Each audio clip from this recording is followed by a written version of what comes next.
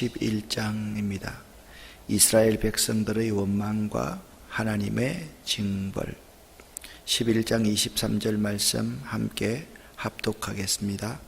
여호와께서 모세에게 이르시되 여호와의 손이 짧으냐 내가 이제 내 말이 네게 응하는 여부를 보리라. 아멘. 민수기 11장 23절 말씀은 매우 유명한 말씀이죠.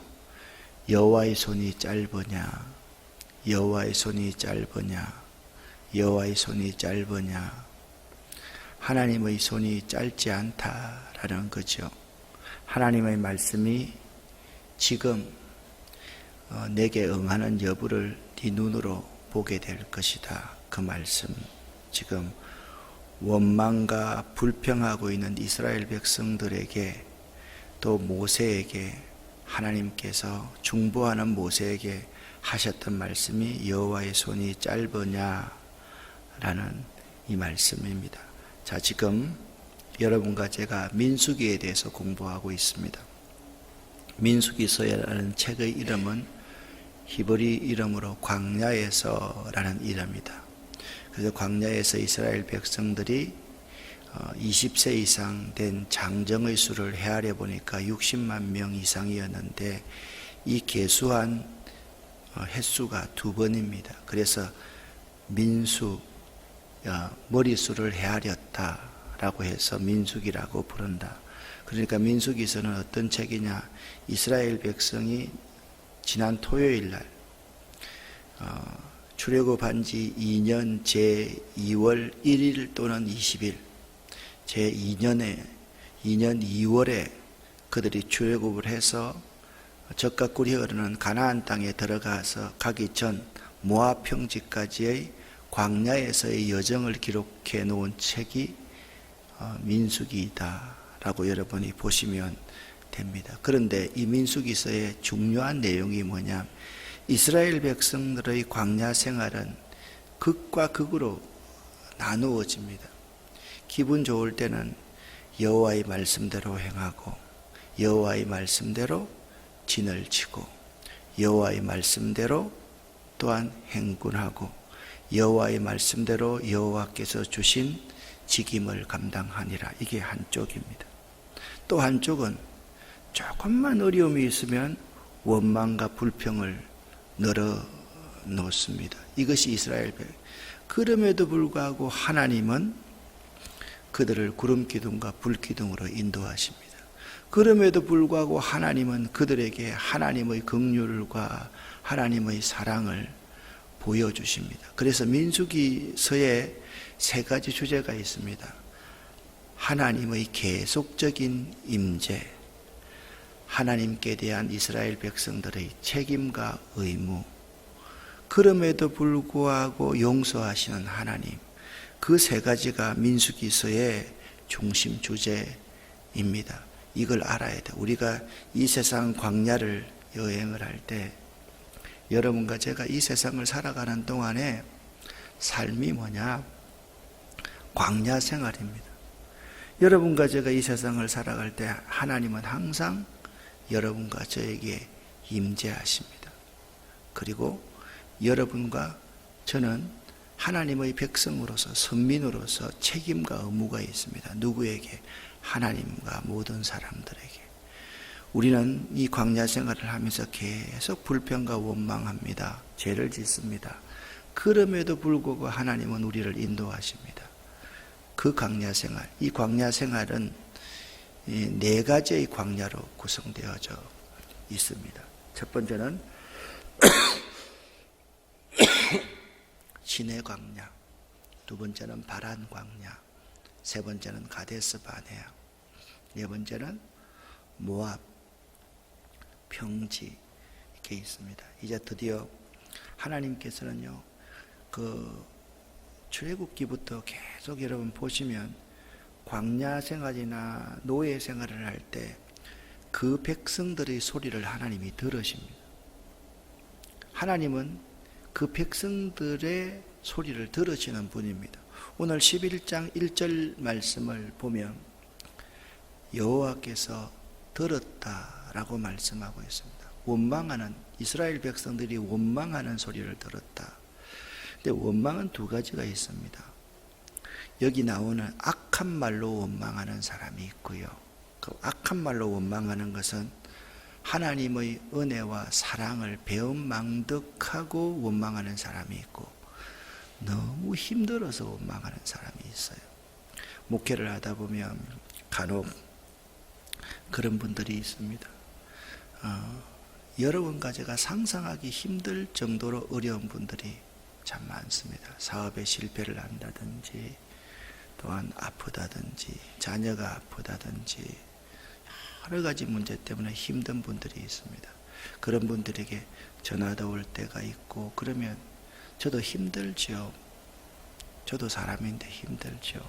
그렇지만 그렇게 힘들어서 원망하고 불평하는 사람하고 악한 말로 원망하고 불평하는 사람은 아주 다릅니다. 그래서 이 원망하고 불평하는 이스라엘 백성에게 하나님께서 불을 내리셨습니다. 심판의 불을 내려가지고 그들을 죽인 거예요. 그곳의 이름을 뭐라고 불렀나 하면 다베라. 여러분 좀 이름이 외우기 싫라. 다베버려라.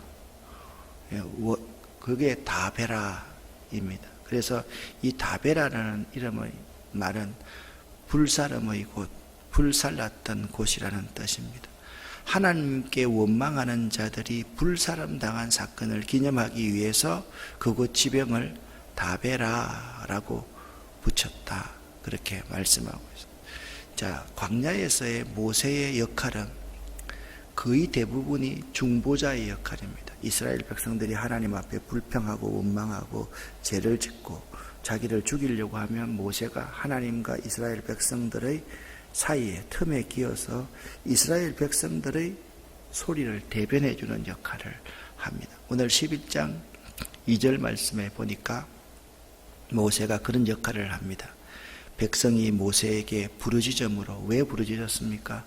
불이 내려서 그들이 심판을 당하니까 모세가 여호와께 기도하니 불이 꺼졌더라.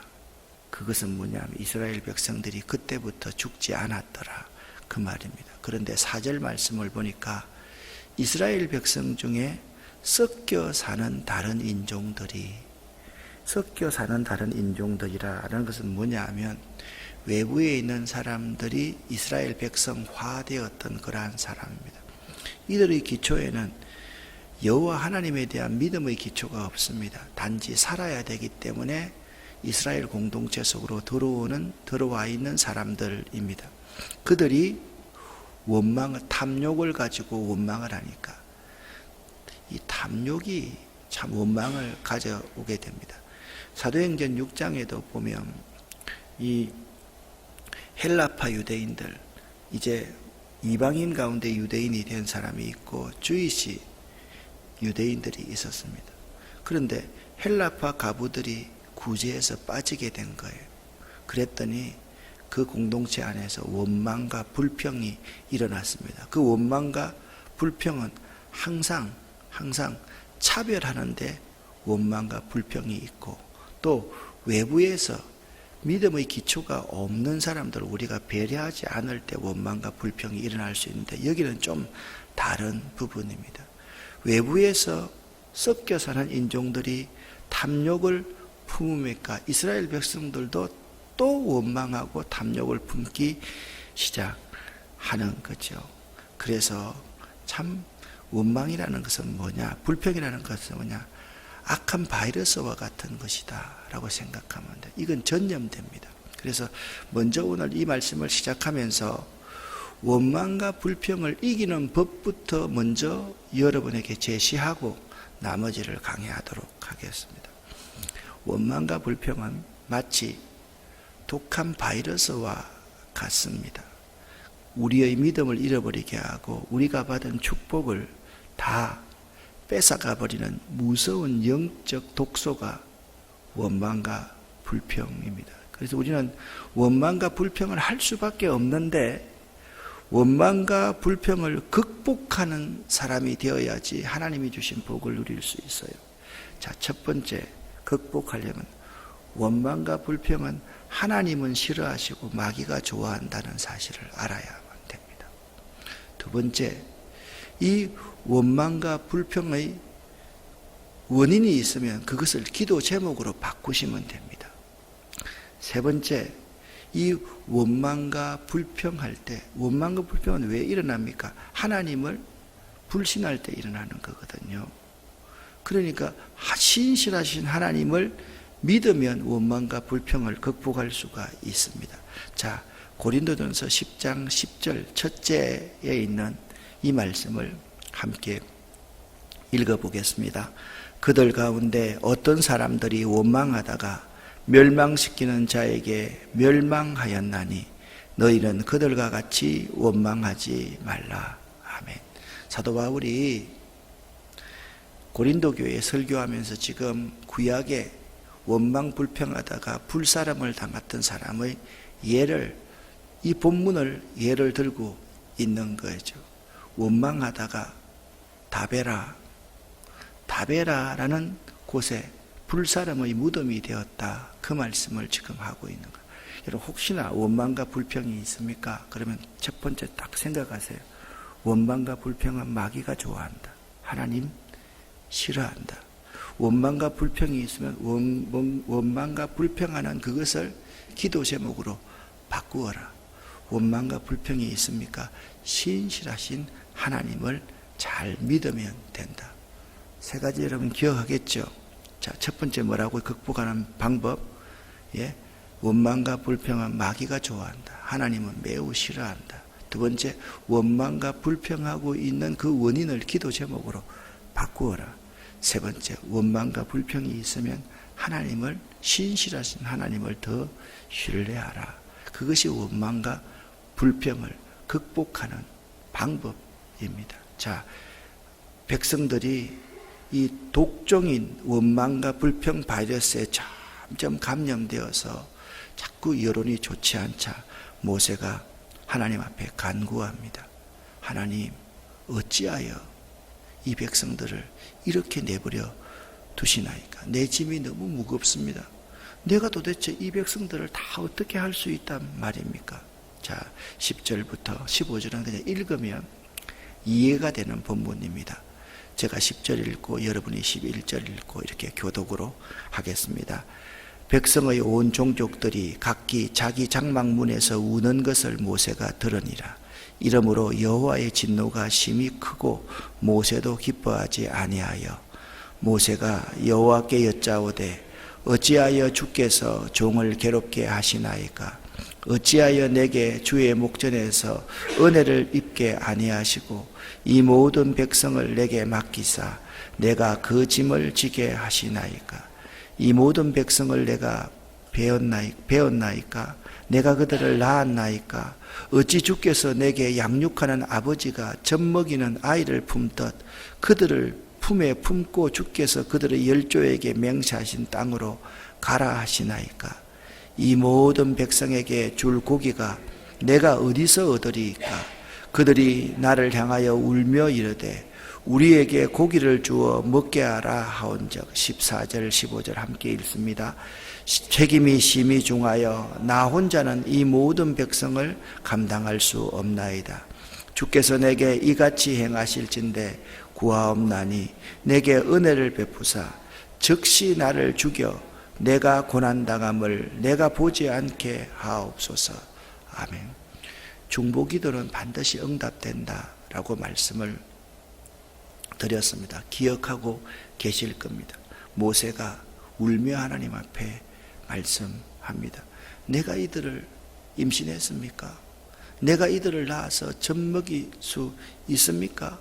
내가 이 많은 백성들을 어떻게 먹입니까? 내 힘이 너무 부칩니다. 하나님, 차라리 내게 은혜를 베풀어서 나를 죽이십시오. 내가 이 백성들의 고난당함을 보지 않게 하옵소서. 참 여러분, 우리가 이 모세의 신앙의 인격을 본받아야 됩니다. 오늘 11장에 보면 모세가 이런 신앙의 인격을 갖추었다는 것이 10절부터 15절까지 나타나고 26절 이하에도 또 나타납니다. 아마 모세는 다혈질도 있었고 담절질도 있었고 우울질, 이 세 가지가 모세 가운데 참 많이 있었던 사람이죠. 근데 이 모세가 하나님의 부르심을 받고 그 야생마 같은 모세가 온유한 사람이 되었습니다. 그래서 중보기도를 할 때마다 모세의 성품을 우리가 너무나도 잘 알 수가 있습니다. 주여, 내게 은혜를 베푸사 차라리 나를 죽이시옵소서. 내 이 고난 못 보겠습니다 라고 하니까 하나님이 뭐라고 해주시는가 하면 70인의 장로를 세워주시겠다 말하고 있습니다. 그래서 내가 이 70인 강로를 세워서 거기서 너와 말하고 내게 임한 영을 그들에게도 임하게 하고 그들이 너와 함께 백성의 짐을 감당토록 하겠다. 하나님이 응답을 하십니다. 내가 너와 말하고 너에게 허락했던 하나님의 신을 그들에게도 부어주고 그들과 네가 합심해서 이 60만의 백성들을 섬기게 해주겠다. 하나님께서 말씀을 하셨습니다. 21절 말씀을 보십시오. 모세가 이렇게 말합니다. 이 백성이 60만 보행자가 전쟁에 나갈 만한 자가 60만 명이 온대. 그러니까 200만이 넘는 인구지요. 한 달 동안 고기를 주어 먹게 하시겠다. 그렇게 말씀하셨는데 내가 도대체 얼마만큼 소와 양을 잡아야 이들을 다 먹일 수가 있겠습니까? 라고 모세가 또 하나님 앞에 물었을 때 그때 하나님이 하셨던 말씀이 뭐냐면 여호와의 손이 짧으냐? 여호와의 손이 짧으냐? 여러분 이 말씀을요 그냥 이렇게 바꾸어서 말하지 마십시오. 여호와의 손이 길다 이렇게 말해버리면 백성들의 불평하고 원망하는 그런 마음을 잃어버리게 싶습니다. 여호와의 손은 짧지 않다라고 말할 수 있어야 됩니다. 하나님의 손은 짧지 않습니다. 하나님의 손은 항상 우리 백성들을 다 책임을 지십니다. 여러분 생각해 보세요. 하나님이 이스라엘 백성들을 애굽에서 구원하셨습니다. 그 구원하고 광야에서 죽일까요? 하나님께서 이스라엘 백성들을 구원하고 광야에서 물이 없게 그들을 죽이실까요? 하나님이 이스라엘 백성들을 구원하고 광야에서 타민족에게 죽게 하실까요? 신실하신 하나님은 그렇게 하시는 분이 아니잖아요. 그 말씀을 오늘 이렇게 말합니다. 여호와의 손이 짧으냐? 여러분 스스로에게 한번 물어보십시오. 원망과 불평할 일, 하는 일마다 안 되는 그런 일들이 있습니까? 스스로에게 물어보십시오. 전규태 목사, 너 여호와의 손이 정말 짧으냐? 아니지 않느냐? 지금까지 네 인생에서 한번 바라보아라. 순간순간 매듭이 있는 그 순간마다 하나님의 손이 짧지 않았지 않느냐? 너는 자꾸 짧다고 불평했지만 하나님의 손이 짧지 않았지 않느냐? 그 질문을 지금 우리에게 던지고 있는 거야. 한번 따라합시다. 여호와의 손이 짧으냐? 여러분 꼭 이 질문을 여러분 스스로에게 하기를 바랍니다. 그때 희한한 일이 벌어집니다. 엘닷과 메닷이라는 사람이 있었는데 그들에게 하나님의 신이 임하는 거예요. 그들이 진영에서 예언하기 시작하는 거예요. 그들이 예언하는 소리를 듣고 한 소년이 달려와서 모세에게 보고를 하는 거예요. 엘닷과 메닷이 진중에서 예언하나이다. 잘못 예언하면 죽게 되어 있거든요. 그때는 그런 예언이 용납되는 그런 시대가 아니거든요. 그러니까 모세의 시종으로 있던 여호수아가 모세에게 말한 거예요. 그들을 말리소서라고 중지시키소서라고 대답하니까 29절 말씀 같이 합독하겠습니다. 모세가 그에게 이르되 네가 나를 두고 시기하느냐? 여호와께서 그의 영을 그의 모든 백성에게 주사 다 선지자가 되게 하시기를 원하노라. 아멘. 그러니까 원망과 불평을 하고 있는 백성들이 있습니다. 거기에서 모세가 중보기도를 합니다. 나를 죽이시옵소서 라고 중보기도를 합니다. 그 가운데서 또 엘닷과 메닷의 예언이 있는 거예요. 모세의 마음이 아하, 이 예언은 하나님이 주시는 예언이로구나 라는 생각을 하게 돼. 그러니까 모세는 중보자가, 여러분 중보자가 되면 사람이 있잖아요, 부드럽고 유하게 되어 있습니다. 중보자는 누구의 입장에 서는 사람입니까? 원망하고 불평하는 백성의 중보자에 서는 사람이 중보자입니다. 중보자는 어떤 사람입니까? 원망하고 불평하고 죄를 짓는 그들의 변호인 것 같은 사람이 중보자입니다. 그렇기 때문에 중보자가 죄인들의 마음을 이해하지 못하고 원망과 불평하는 사람들의 마음을 이해하지 못하면 중보자가 될 수 있어요? 없어요? 없습니다. 그래서 중보자의 마음을 품는 것이 매우 중요합니다. 여러분 평생 살아가면서 이 중보자처럼 마음을 품고 살아가 보십시오. 우리의 진정한 중보자가 누굽니까? 예수 그리스도 한 분밖에 없습니다. 우리가 정말 그분이 하나님 앞에 우리를 변호할 만한 사람들입니까? 인간들입니까? 여러분과 제가? 그렇지 않지 않습니까? 우리가 그분의 변호를 받을 만한 자격이 없는 사람입니다. 그럼에도 불구하고 그분은 우리를 위해서 변호하실 뿐만 아니라 자기의 하나밖에 없는 생명을 여러분과 저를 위해서 십자가에서 대속의 제물로 내어놓으신 분이 예수 그리스도이십니다.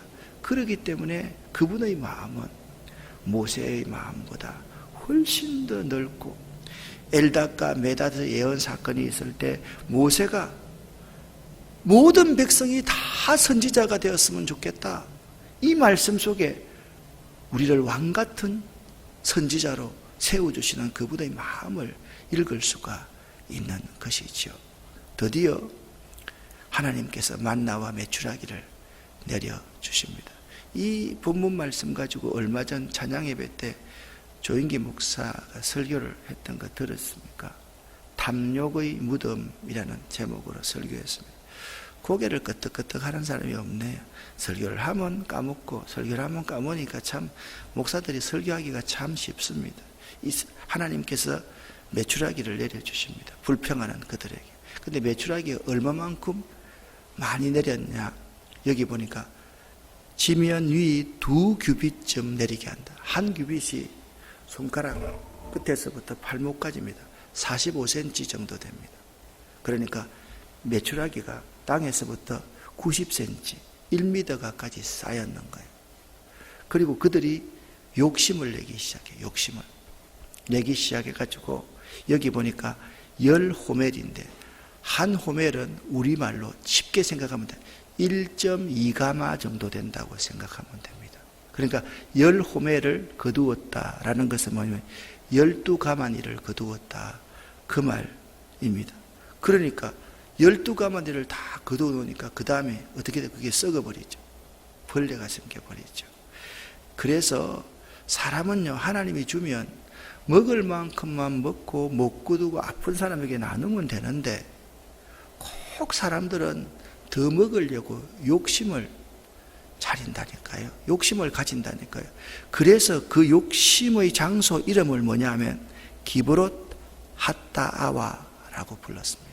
기브롯 핫다아라. 그러니까 다베라라는 곳이 원망과 불평에서 하나님의 심판을 받았던 다베라가 있고, 탐욕으로 무덤을 만든 기브롯 핫다아와 이 두 지명을 여러분들이 기억할 수 있어야만 되는 것이에요. 자, 여러분, 원망과 불평을 없이 하는 비결이 뭐라 그랬습니까? 생각납니까? 원망과 불평은 하나님은 싫어하고 마귀는 좋아한다, 이 점을 알아야 돼요. 원망과 불평이 있습니까? 원망과 불평하는 그 원인을 기도 제목으로 삼으세요. 원망과 불평이 있습니까? 하나님을 더욱더 신뢰하세요. 그러면 있잖아요, 여러분, 절대 다베라 사건이 일어나지가 않습니다. 왜냐하면 우리는 원망과 불평을 극복할 수 있는 사람이기 때문에. 여러분, 원망과 불평을 극복하는 여러분 되시기를 예수 이름으로 간절히 축원합니다. 탐욕은요, 우상 숭배예요. 골로새서 3장 5절에 보면 탐욕은 곧 우상 숭배다라고 했습니다. 오늘 이 기브롯 핫다와라는 이 지명, 이 탐욕의 무덤, 이것은 바로 이스라엘 백성들이 돈에 미친 거예요. 양식에 미친 거예요. 오늘날 우리들이 살아가는 이 시대 가운데 수없는 사람들이 기브롯 핫다 아와를 만들어가고 이 탐욕의 무덤을 만들어가고 있는 거예요. 여러분 생각해보자. 지금은 그런 시대가 아니지만 무덤 곁에서 살 수 있어요, 없어요? 살 수 있어요, 없어요? 이스라엘 백성들은요, 무덤 곁에 귀신들이 산다고 믿었습니다. 그렇기 때문에 무덤 곁에 군대 귀신 들린 자들이 무덤 곁에 있잖아요. 우리가 탐욕으로 자꾸 무덤을 만들면 그곳에 뭐가 역사해요? 귀신이 역사한다니까요. 귀신이 역사하면 자꾸 우리에게 뭘 불어넣어줘요? 원망과 불평을 하도록 시험을 한다라는 거죠. 그러면 기도 안 하게 되고 널브러지는 거예요. 하나님 자꾸 불신하게 되는 거예요. 계속 그 원망과 불평이 쌓여서 마침내 우리들이 다베라, 그 하나님의 불로 심판받게 된다라는 점을 역으로 여러분들이 꼭 생각할 수 있기를 바랍니다. 원망과 불평 할 수밖에 없어요. 그런데 악한 원망하지 마세요. 힘들면 원망하고 불평하세요. 힘들면 목사님한테 전화해서 넋두리 하세요. 그러면 다른 건 뭐 있어요? 그냥 들어주면 되는 거예요. 그냥 손 한번 잡아주면 되는 거예요. 함께 눈물 흘려주면 되는 거예요. 그게 중보자예요. 막 중보자라고 다르게 생각하지 마세요. 그냥 함께 전화 받아주고 함께 앉아 있어주고 바보처럼 함께 그냥 들어주고 함께 웃어주고 함께 울어주고 그리고 손 한번 꼭 잡고. 여러분 그분들 기도 못합니다. 그분들 앞에서 기도하라 욕처럼 들립니다. 속으로 기도해야 돼요.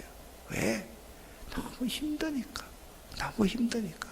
여러분들이 모세와 같은 좋은 중보자 될 수 있기를 예수 이름으로 간절히 축원합니다. 기도하겠습니다. 하나님 아버지, 원망과 불평, 이 탐욕의 바이러스가 우리 이웃에게, 우리 가족들에게 전염되지 않도록 이 원망을 극복할 수 있는 저희가 되기를 원합니다. 불평을 극복할 수 있는 저희가 되기를 원합니다. 오늘도 예수의 보혈을 저희들과 저희들 허리에서 난 자녀와 손들에게 덮어 주시옵소서.